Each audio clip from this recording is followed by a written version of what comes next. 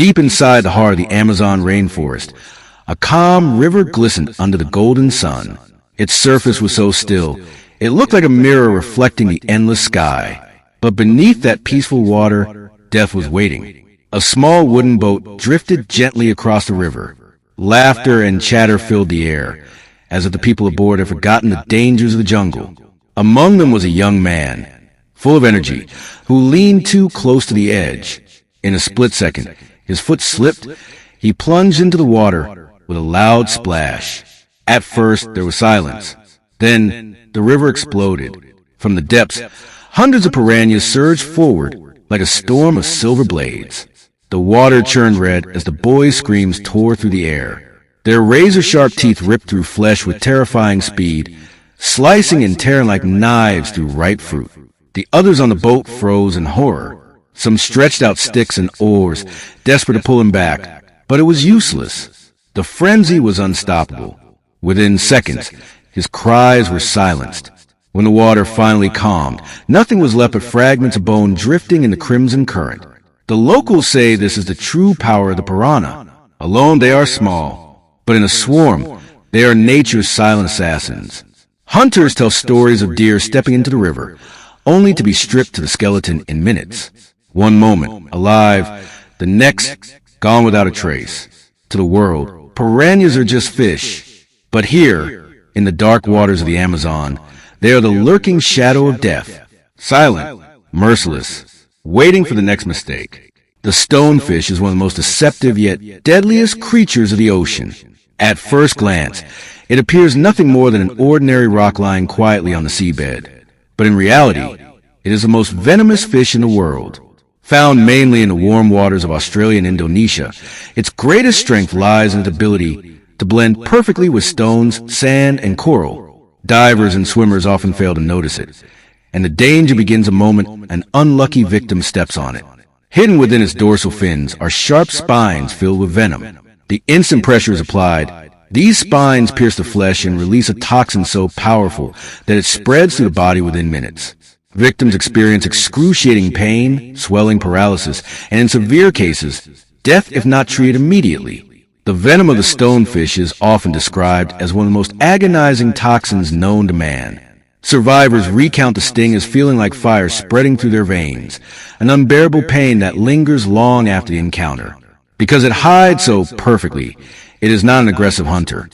It simply waits, disguised as part of the seabed, until prey comes too close. When smaller fish or crustaceans swim nearby, the stonefish strikes in less than a fraction of a second, swallowing its target whole. This terrifying combination of invisibility, lightning-fast ambush, and lethal venom has earned the stonefish a reputation as the silent killer of the ocean. To those who know the sea, it is not just a fish. It is a disguised embodiment of death itself, lying still, waiting for a single wrong step. The tigerfish is one of the most feared freshwater predators in Africa, a creature that carries both beauty and terror in its silver-scale body. Found mainly in the Congo River Basin and Lake Tanganyika, it is often called the piranha of Africa, but far larger, far stronger, and far more ruthless. Its body gleams like polished steel under the sunlight, yet its true horror lies in its enormous dagger-like teeth, each one sharp enough to slice through flesh and even pierce bone. Unlike the small piranha, the tigerfish is a solitary hunter, built for speed and raw power. When it hunts, it does not wait patiently like a stonefish, nor does it swarm like piranhas. Instead, it explodes into motion with lightning speed. Scientists have measured its attacks at incredible bursts of velocity, capable of striking with bone-crushing force. Crocodiles have been found with wounds that bear the unmistakable marks of tigerfish jaws. Even other large predators think twice before crossing its path. Local fishermen tell chilling stories of these monsters tearing through nets, biting clean through thick rope as though it were soft grass. There are legends of men who fell into the river, only to vanish beneath the surface, their screams silenced by the violent strikes of tigerfish. The natives call it mbenga, meaning demon fish, because they believe it is possessed with an evil spirit of the river. Unlike many predators, the tigerfish doesn't always hunt for survival. It hunts for dominance. Its reputation comes not just from feeding, but from its terrifying displays of aggression. When cornered or provoked, it lunges with such fury that boats have been attacked, wooden planks splintered by its savage bite. In the deep waters of Africa, when the sunlight fades and the water grows dark, the tigerfish rules as an untouchable predator. Its gleaming fangs and unstoppable strength make it more than just a fish. It is a nightmare with scales, the embodiment of raw, untamed violence swimming silently through the rivers of Africa. The electric eel is not just a fish. It is a living battery of the Amazon, a predator that uses electricity itself as a weapon. Despite its name, it is not a true eel but a knife fish, yet has earned its place among the deadliest creatures of freshwater. Growing up to 8 feet long, it lurks in the murky rivers of South America, its long, slender body gliding silently like a dark serpent. What makes the electric eel truly terrifying is its ability to unleash powerful electric shocks. Inside its body are specialized cells called electrocytes, which act like biological batteries.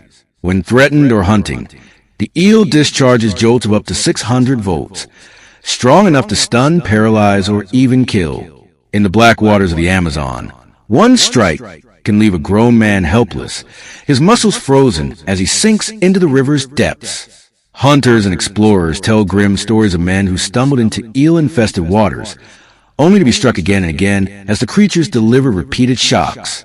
Horses crossing rivers have collapsed midstream, their bodies floating lifeless after the assault.